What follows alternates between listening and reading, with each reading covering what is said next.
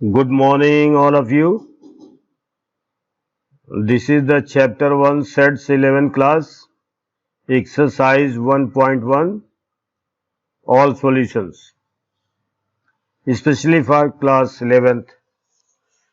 I am going to start today, and the theory portion is in the previous videos.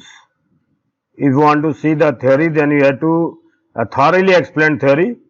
If this is in the other video, first you read, listen and understand that video. If you see this video after that video, then you will be able to understand thoroughly. Chapter जो है set, ये पहला chapter है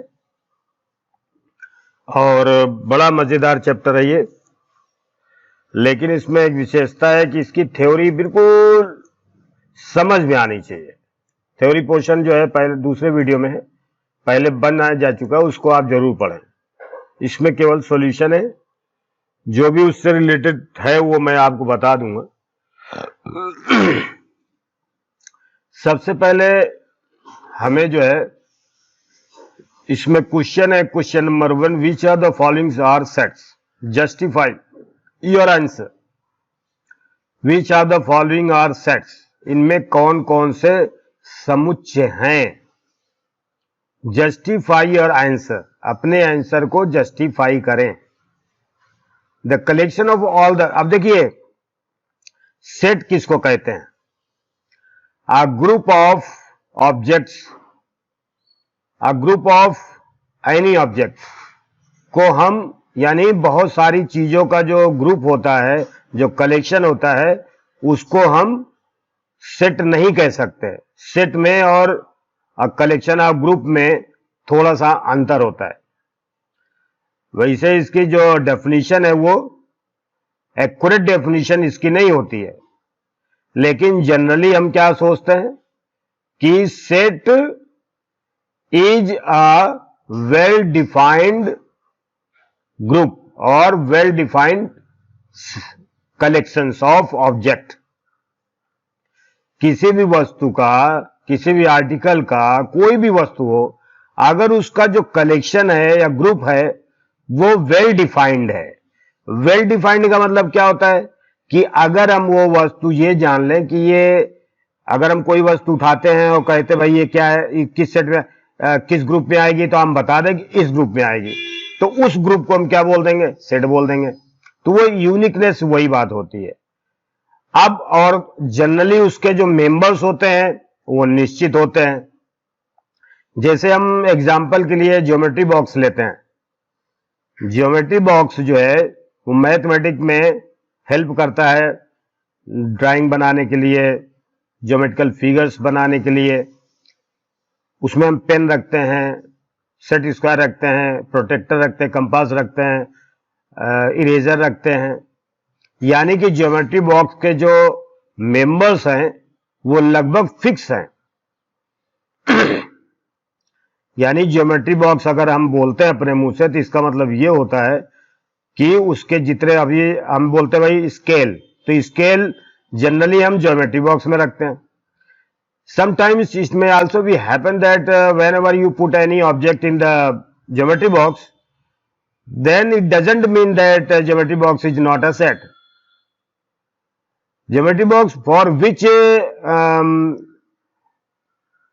perspective it is made, ये किस लिए बना है और इससे क्या चीज निश्चित होती है, किन किन चीजों का जो है बोध होता है, वो चीज फिक्स है। अभी मान लीजिए हम ज्योमेट्री बॉक्स में कोई, हम मतलब यूं ही समझ लें आप, जैसे मान लीजिए हमने कोई छोटी सी किताब रख दी, तो किताब उसका मेंबर नहीं है, क्योंकि ज्योमेट्री बॉक्स कहने से जो व्यक्ति मैथ पढ़ता है या सब्जेक्ट पढ़ता है या क्लास में पढ़ता है, तो वो ये जान जाता है कि ज्योमेट्री बॉक्स में किताब नहीं रखी जाती। लेकिन किताब का भी एक सेट है, बैग, स्कूल बैग। तो यानी कि any member, if we pick any member of any group and if we can understand that this object is belongs to that group, तो हम कह सकते हैं कि वो जो ग्रुप है वो यूनिक ग्रुप है या वेल डिफाइंड ग्रुप है, उसको हम क्या बोल देंगे? सेट। तो ये चीज हमें ध्यान रखना। तो और एक चीज सेट में क्या होता है कि उसके जो मेंबर्स होते हैं वो तो यूनिक होते हैं, लेकिन इसमें विशेष कोई चीज, जैसे मान लीजिए कोई एडजेक्टिव का यूज हम करते हैं, जैसे हम बोलते हैं Ram is a good boy, तो बॉय तो ठीक है, लेकिन जो गुड है, गुड का मतलब अच्छा, तो इसमें अच्छा डिफाइन नहीं होता है, क्योंकि अच्छा वर्ड डिफाइंड ही नहीं है। द गर्ल इज ब्यूटीफुल, लड़की सुंदर है, तो सुंदर है ये वर्ड डिफाइंड नहीं है, ये वर्ड डिफाइंड नहीं है, क्योंकि ये अगर हम किसी भी वस्तु को कहते हैं कि ये वस्तु ऐसी है, तो हर व्यक्ति का नजरिया या व्यूज अलग अलग होते हैं।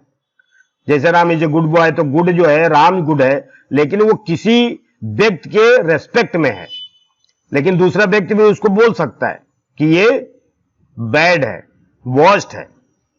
यानी you can use superlative degree या comparative degree to denote, to describe the particular person और object. So adjectives types of word we cannot be a member of a set। ये ध्यान रखना कि विशेषण जो होता है, यानी कि एडजेक्टिव जो होता है, वो किसी भी सेट का मेंबर नहीं होता है, यानी वेल डिफाइंड वर्ड है ही नहीं है, तो वो सेट में नहीं आएगा। तो अ well defined collection of objects, a well-defined collection of objects is called set। उसको हम सेट कह सकते हैं। अब इसके एग्जाम्पल के लिए हम देखते हैं, which are the following are sets? The collection of all the months of a year. अब देखो, एक ईयर जो है एक सेट है, किसका? मंथ का, क्योंकि मंथ फिक्स है, वेल डिफाइंड है, जनवरी, फरवरी, मार्च, अप्रैल, मई, जून, जुलाई, अगस्त, सितंबर, अक्टूबर, नवंबर, दिसंबर। तो 12 मंथ फिक्स होते हैं, यानी ईयर एक सेट हम मान के चलें। क्यों? क्योंकि इसके जो मेंबर हैं वो फिक्स हैं और वेल डिफाइंड है और यूनिक है। तो हम इसको क्या बोल सकते हैं? The collection of all the months of a year beginning with the letter, the collection of all the months beginning with letter, यहां J होना चाहिए। Yes, this is the first question. The collection of all the months of a year beginning with the letters J. Actually, by mistake, the J is not written here, so the letter J. तो आपको मालूम है कि 1 year में जो जे से month शुरू होते हैं वो फिक्स हैं, जनवरी, जून, जुलाई, जनवरी, जून, जुलाई। तो इसके 3 मेंबर हैं, इसलिए ये क्या कहलाएगा? सेट कहलाएगा। ये सेट है, यस, इसको हम लिख सकते हैं, yes it is set. The collection of 10 most talented writers of India. देखिए, the collection of 10 most talented writers of India, ये जो वर्ड है ध्यान दीजिए, वेरी इंपॉर्टेंट। मोस्ट टैलेंटेड, ये वर्ड जो है ये एडजेक्टिव्स है। सबसे अधिक प्रतिभाशाली लेखकों का समूह, तो लेखकों का समूह तो सेट हो सकता है, लेकिन मोस्ट टैलेंटेड वर्ड है ये वेल डिफाइंड नहीं है। अभी अभी हमने आपको शुरू में समझाया था, क्योंकि कोई भी व्यक्ति, मान लीजिए राम की नजर में मोस्ट टैलेंटेड राइटर मान लीजिए 2 हैं, लेकिन मोहन की नजर में ये दूसरे हो सकते हैं, सोहन की नजर में ये दूसरे हो सकते हैं। यानी कि कोई व्यक्ति किसी को मोस्ट टैलेंटेड कह सकता है, दूसरा उसको नहीं भी कह सकता, तो क्योंकि वो वेल डिफाइंड नहीं है। तो हम ये कह सकते हैं कि most talented word is not defined, so the collection of 10 most talented writers of India is not a set. No, ये सेट नहीं है, क्योंकि इसमें मोस्ट टैलेंटेड वर्ड कुछ नहीं होता। आप समझ में आया? ये विशेषण है। अभी जैसे हमने आपको शुरू में एग्जांपल में दिया था, Ram is a good boy, तो राम तो गुड है, ये किसकी नजर में है? एक व्यक्ति की नजर में है, दूसरे व्यक्ति की नजर में, उनके परिवार की नजर में हो सकता है, लेकिन दूसरा व्यक्ति उसको देख करके ये तो नहीं कह सकता ये गुड है, हो सकता है वो उसको बैड भी कह सकता है। तो इसलिए ये the collection of 10 most talented writers of India, the most talented word जो है ये वेल डिफाइंड नहीं है, इसलिए ये सेट नहीं हो सकता। यानी इस सेट में 10 मोस्ट टैलेंटेड राइटर्स नहीं होंगे। A team of 11 best cricket. अब आप देखिए यहां पर बेस्ट आ गया। बेस्ट वर्ड क्या है? सबसे अच्छे। अब आप इसका एग्जांपल देख सकते हैं, अगर इंडिया के किसी व्यक्ति से जनरली पूछा जाए कि बेस्ट कौन से क्रिकेट बैट्समैन होते हैं, तो अधिकतर उनकी नजर में फिक्स है कि ये होंगे, हो सकता है दूसरे देश का भी हो सकता है। तो ये बेस्ट वर्ड जो है ये किसी एक व्यक्ति के लिए नहीं है, ये अलग अलग व्यक्तियों के लिए अलग अलग हो सकता है। कोई बेस्ट हो सकता है, कोई वर्स्ट हो सकता है, कोई गुड हो सकता है, कोई बेटर हो सकता है। तो ये वेल डिफाइंड वर्ड नहीं है, इसलिए हम कह सकते हैं कि बेस्ट क्रिकेट बैट्समैन का जो टीम है वो सेट नहीं है, ये सेट नहीं है। ये बात आपको समझ में आ रही है कि क्रिकेट बैट्समैन का तो टीम हो सकती है लेकिन बेस्ट नहीं हो सकती, क्योंकि हर आदमी के लिए कोई एक अगर बेस्ट सबके लिए बेस्ट होता है। कोई भी व्यक्ति, अमेरिका वाला भी ये कहे कि ये बेस्ट है, चाइना वाला भी कहता है बेस्ट है, इंडिया वाला भी कहता है बेस्ट है, तो हम कह सकते हैं ये बेस्ट है। तो अलग अलग लोगों के व्यूज अलग अलग होते हैं, इसलिए हम ये नहीं कह सकते कि a team of 11 best cricket batsman, ये नहीं कह सकते। A team of 11 cricket batsman of the world, ये हम कह सकते हैं, बेस्ट नहीं कह सकते, तो ये भी सेट नहीं है। The collection of all boys in your class, ये सेट है, क्योंकि क्लास में जब एडमिशन हो जाता है तो स्टूडेंट्स के जो नंबर होते हैं वो लगभग फिक्स हो जाते हैं, अप्रोक्सीमेटली फिक्स्ड हो जाते हैं, कांस्टेंट हो जाते हैं, स्थिर हो जाते हैं कि अब ये साल भर ये बच्चे पढ़ेंगे। तो collection of all boys in your class ये सेट है, yes. The collection of all natural numbers less than 100, natural number less than 100 का मतलब नेचुरल नंबर पक्का है कि शुरू होता है 1 से, फिर 2 से लेकर के कहां तक बोला है? 99 तक। तो ये तो फिक्स है और इसके मेंबर फिक्स है और ये यूनिक है, इसलिए कह सकते हैं हम ये कि यस ये सेट है। A collection of novels written by the writer Munshi Premchand, ये भी फिक्स है। उन्होंने जो जो बुक्स लिखी होगी मुंशी प्रेमचंद्र ने वो तो फिक्स है, 10 लिखी है या 20 लिखी है, 105 लिखी है, तो वो फिक्स है। उसका मतलब ये एक ऐसा कलेक्शन है जिसके मेंबर फिक्स है या वेल डिफाइंड है, इसलिए यस ये भी सेट है। The collection of all even integers, all even integers देखिए जो 2 के मल्टीपल हो, 2 से शुरू होंगे, 2, 4, 6 से इनफाइनाइट तक हो सकते हैं ये, तो ये भी जो है मेंबर फिक्स है, वेल डिफाइंड है, तो हम इसको सेट कह सकते हैं, यस, है ना, ऐसे बोल सकते हैं इसको। फिर इसके बाद the collection of questions in this chapter, वो भी फिक्स है, वेल डिफाइंड है, यूनिक है, 10 जो भी चैप्टर होंगे वो फिक्स हैं, तो इसको भी हम क्या कह सकते हैं? Yes it is set. A collection of most dangerous, देखिए मोस्ट डेंजरस ये वर्ड जो है वेल डिफाइंड नहीं है।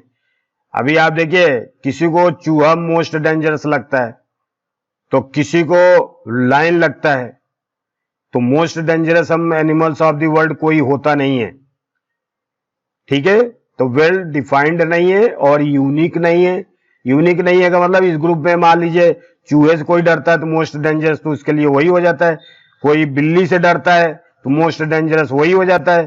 तो इसलिए ये वेल डिफाइंड वर्ड नहीं है, वेल डिफाइंड मेंबर्स इसके नहीं है, यूनिक नहीं है, इसलिए ये सेट नहीं है। No, it's not a set. Is it clear? वैसे ये चैप्टर वेरी सिंपल है। अब एक चीज हम बात आते हैं आपको, देखिए A is a set in which there are 6 members, 1, 2, 3, 4, 5, 6. A is a set of numbers. Actually, these are natural numbers. A is a set of natural numbers, 1, 2, 3, 4, 5, 6. Insert the appropriate, यानी उचित, जो उपयुक्त हो। अप्रोप्रिएट का मतलब क्या होता है? जो उपयुक्त हो, सबसे ज्यादा उपयुक्त हो। हिंदी में इसलिए बोल देता हूं, कभी कभी हम हिंदी मीडियम के बच्चे भी इसको पढ़ते हैं। उपयुक्त सिंबल यानी प्रतीक, क्या ये प्रतीक है? यानी कि हमें सेट ए दिया हुआ है जिसके मेंबर हैं, या एलिमेंट्स भी इसको हम बोल सकते हैं, 1, 2, 3, 4, 5, 6। तो इसको हम, और इसके मेंबर अब इस सेट में 1 है, 2 भी है, 3 भी है, 4 भी है, 5 भी है, 6 भी है। अब कोई व्यक्ति ये पूछता है कि आप ये बताइए कि 1 क्या इस सेट का मेंबर है, तो आप क्या बोलोगे? यस या नो?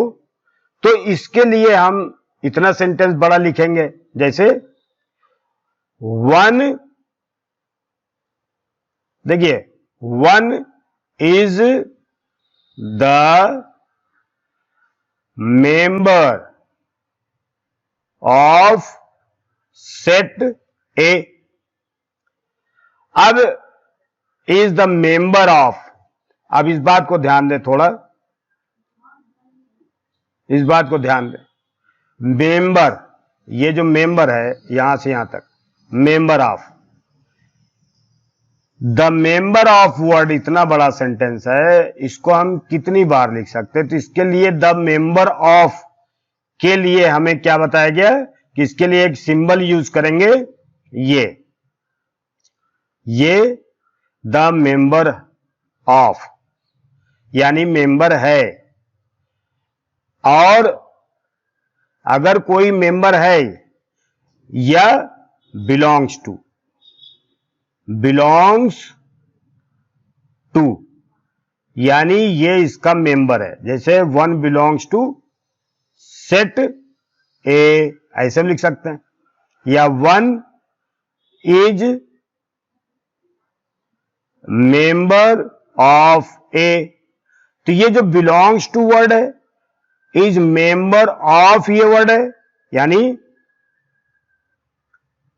बिलोंग्स टू या मेंबर ऑफ, ये दोनों वर्ड के लिए, या इसके लिए हम एक साइन यूज करते हैं, ये देखिए ये साइन है, वैसे इसको एप्सिलॉन बोलते हैं,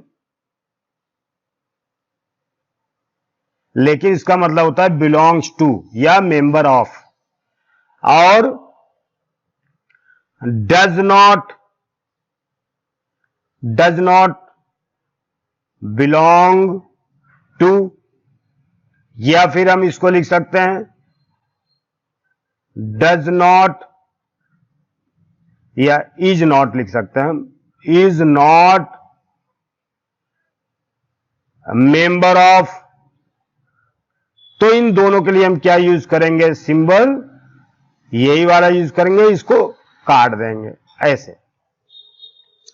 ये जो सिंबल है इसका मतलब होता है बिलोंग्स टू, और इसका मतलब होता है do not, does not belongs to. ये इसका मतलब होता है हां ये इसका सदस्य है। इसको हम ऐसे भी लिख सकते हैं, सदस्य है,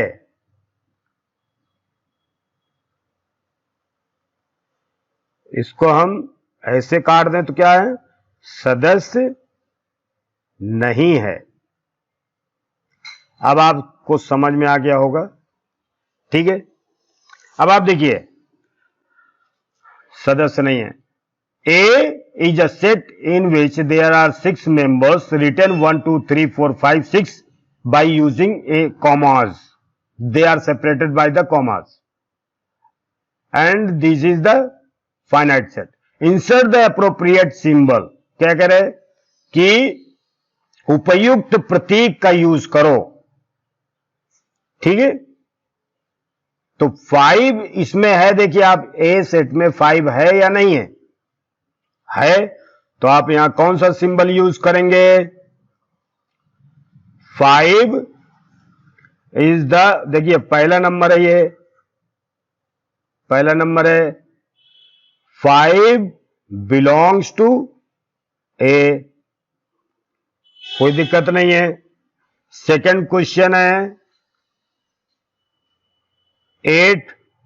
अब आप बताइए 8 जो है ए सेट में 8 है क्या, नहीं है। तो इसको हम क्या लिख सकते हैं, डज नॉट बिलोंग्स टू, ये साइन लगा सकते हैं। थर्ड में क्या लिखेंगे, 0 क्या इसमें है ए में, नो, तो डज नॉट बिलोंग्स टू। फिर फोर्थ में हम देखते हैं, फोर्थ में 4 क्या सेट में है, देख लो आप, 1 2 3 4 5, 4 ए में है, ए सेट में है, यस, तो ये। फिर फिफ्थ नंबर 2 ए सेट में है, यस है, तो बिलोंग्स टू। 6 क्या 10 ए सेट में है, नो, तो does not belongs to. Is it clear. Roster form का मतलब होता है टेबुलर फॉर्म। देखिए roster form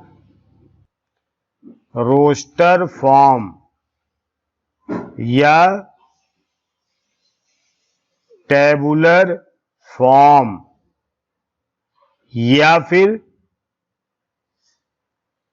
all members are written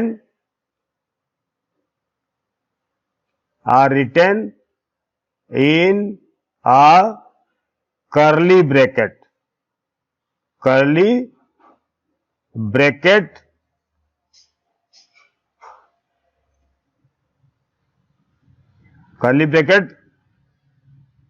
and are separated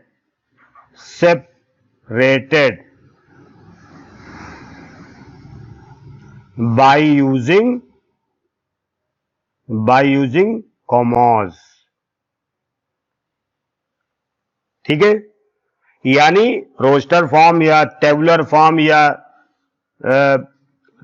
ये भी लिख सकते हैं कि टेबल बना के, देखिए ये जो है कर्ली ब्रैकेट है, और जो मेंबर्स होते हैं इसके, हम क्या लिखते हैं, इसके अंदर कॉमा लगा के उनको अलग लिखते हैं। जैसे मान लीजिए 2 है एक मेंबर, दूसरा है 3, तो देखिए इसको कॉमा लगा दिया, इसमें भी एक कॉमा लगा दिया।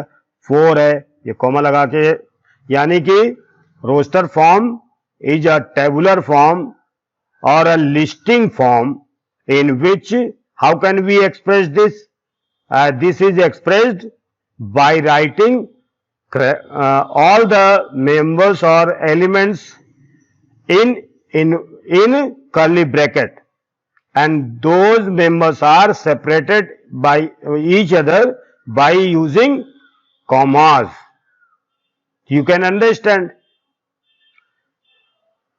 यानी किसी भी सेट के जो मेंबर्स होते हैं उनको अगर हम घुंघराले वाले ब्रैकेट में, अगर उनके जितने भी मेंबर हैं, जितने भी सदस्य हैं, उनको अलग अलग करने के लिए छोटे छोटे अल्प विराम का प्रयोग करते हैं, तो उसको हम क्या बोलते हैं, रोस्टर फॉर्म या लिस्टिंग फॉर्म या टेबुलर फॉर्म। तो इस तरह से हम इसको समझते हैं। अब आप देखिए, अब समझेंगे। Write the following sets in roster form. A, अब देखो इसको हम पढ़ते कैसे हैं। A is a set in which there are X members. Please mind this, very very important. X is a general form. X जो है मेंबर है, मेंबर्स। एक्स जो है बहुत सारे मेंबर्स को रिप्रेजेंट करता है। जो ए एक सेट है जिसमें एक्स मेंबर्स हैं। A is a set in which there are X members. और ये जो दो जो पॉइंट है ऐसे जो लगा हुआ है, ये जो साइन है, इसका मतलब है सच दैट। सच दैट का मतलब इस प्रकार से है, इस प्रकार से कि ये है, मतलब सच दैट। अब देखो इसमें कह रहा है A is a set in which there are X members. Such that यानी एक ऐसा समुच्चय है जिसमें एक्स सदस्य हैं, जबकि अब यहां पर कह रहा है कि अब ये पूछा जा रहा है कि एक्स है क्या। तो x is an integer. X क्या है? एक इंटीजर है।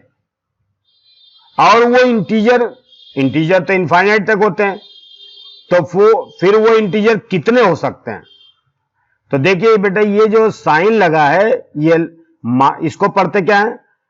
जो इंटीजर है यानी एक्स है, जो मेंबर है, वो -3 से तो ग्रेटर है। -3 से ग्रेटर है, यानी -3 is not included in the set. -3 जो है सेट में इंक्लूड नहीं है, और 7 भी इंक्लूड नहीं है। अगर ये इंक्लूड नहीं है तो इसको हम कैसे लिखते हैं? -7 से -3 से ग्रेटर और 7 से लेस। इसका मतलब actually they are not included. तो इसको हम ऐसे भी लिख सकते हैं, -3 और 7 ये। और अगर इंक्लूडेड होते, अभी यहीं पर बता देता हूं, तो हमें इसको ऐसे लिखते 3 से ग्रेटर और इक्वल, लेस और इक्वल देन। इसका मतलब अब जो मेंबर्स हैं वो -3 भी उसमें इंक्लूड है और 7 भी इंक्लूड है। तो इसके जो सेट होते हैं इसको हम ऐसे रिप्रेजेंट करते हैं। ये जो ब्रैकेट है, ये कभी ब्रैकेट अगर लगा होता है तो हम क्या समझते हैं कि ये जो एंड पॉइंट्स होते हैं ये भी इंक्लूड है, जैसे -3, -2, -1, 0 ऐसे करके। ठीक है, तो अब हम देखते हैं इसमें A is a set in which there are X members such that. First question,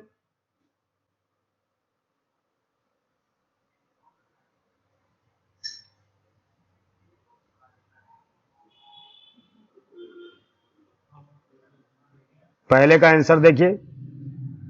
ए एक सेट है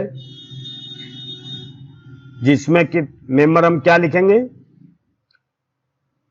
-3 के बाद क्या आएगा? -2, -1, ये 2 है, -2, -1, 0, 1, 2, 3, 4, 5, 6, क्योंकि 7 इंक्लूड नहीं है। Second number b,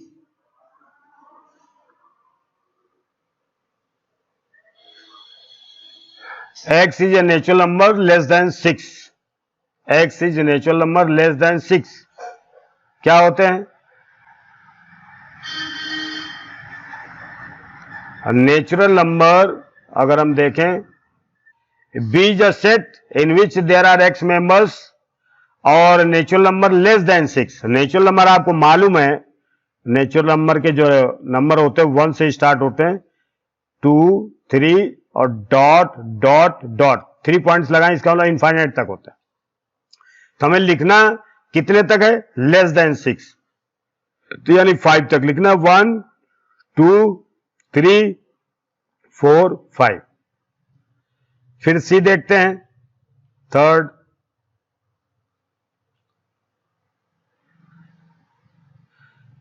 X is C is a set in which there are X members such that X is a 2-digit natural numbers such that the sum of its digit is 8।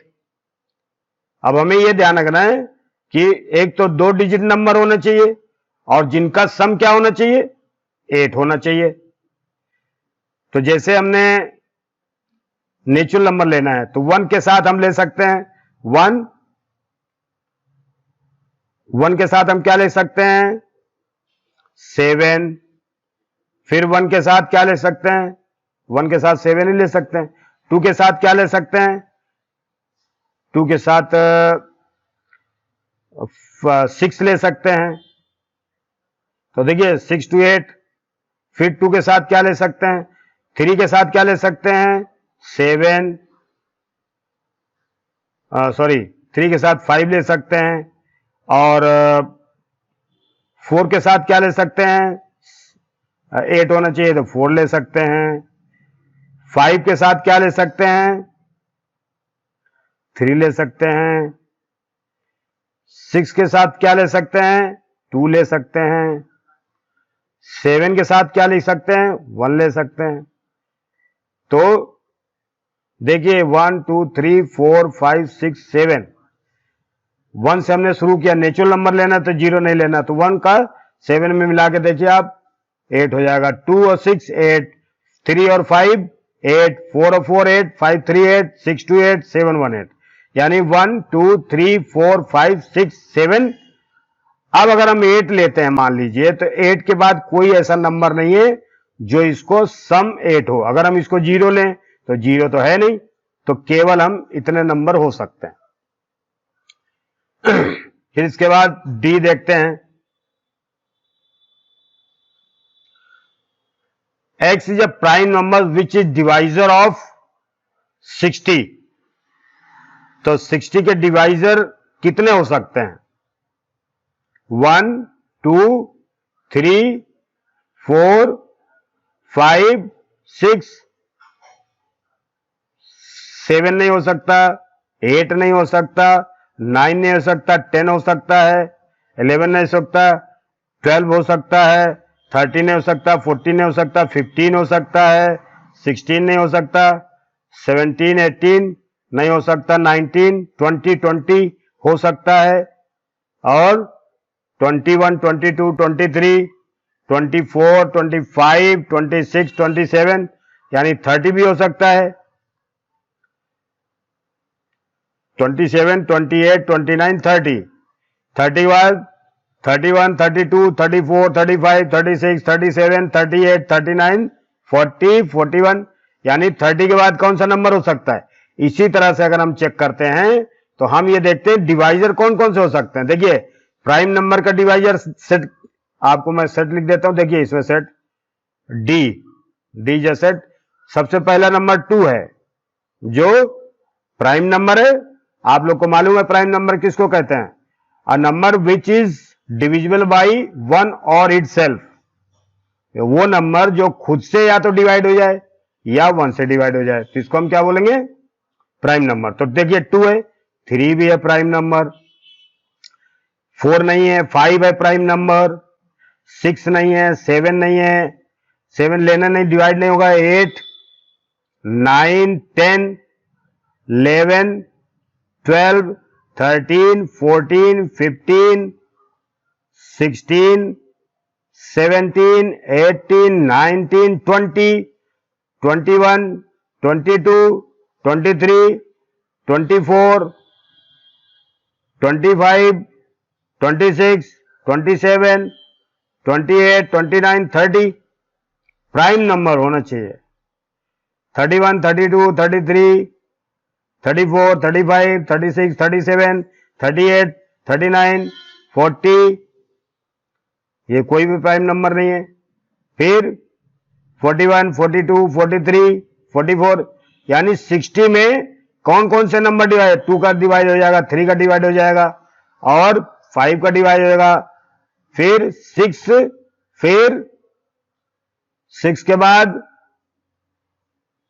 अब आप देखिए और कोई prime number ऐसे हैं जो जिसका भाग 60 में चला जाए, तो देखिए ऐसे कोई भी नहीं है जो प्राइम नंबर हो, केवल 2, 3, 5 ही है।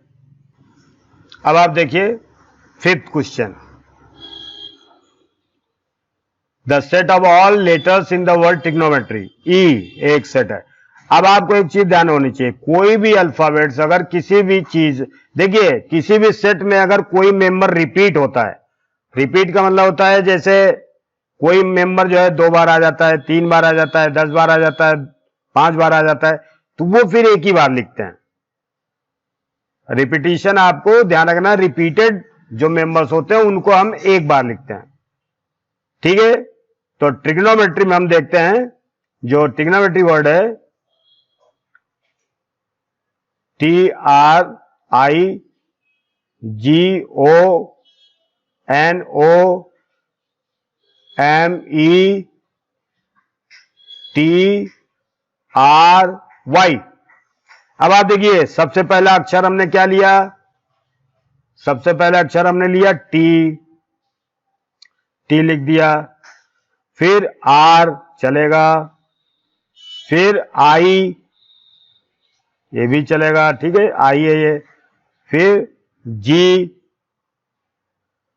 लिख दिया, फिर ओ, देखिए यहां पर ओ 2 बार है लेकिन हमें एक ही बार लिखना है, ओ, फिर एन, एन हमें एक बार लिखना है, ओ नहीं लिखना है, एम, एम एक बार है इसको लिख सकते हैं, फिर ई भी 1 टाइम है इसको लिखेंगे, फिर टी, देखिए एक बार हो चुका है टी इसलिए नहीं लिखे, रिपीट नहीं करेंगे हम, फिर आर भी लिख दिया है हमने, फिर वाई, हम यहां वाई लिख देंगे, बस आपका काम हो गया।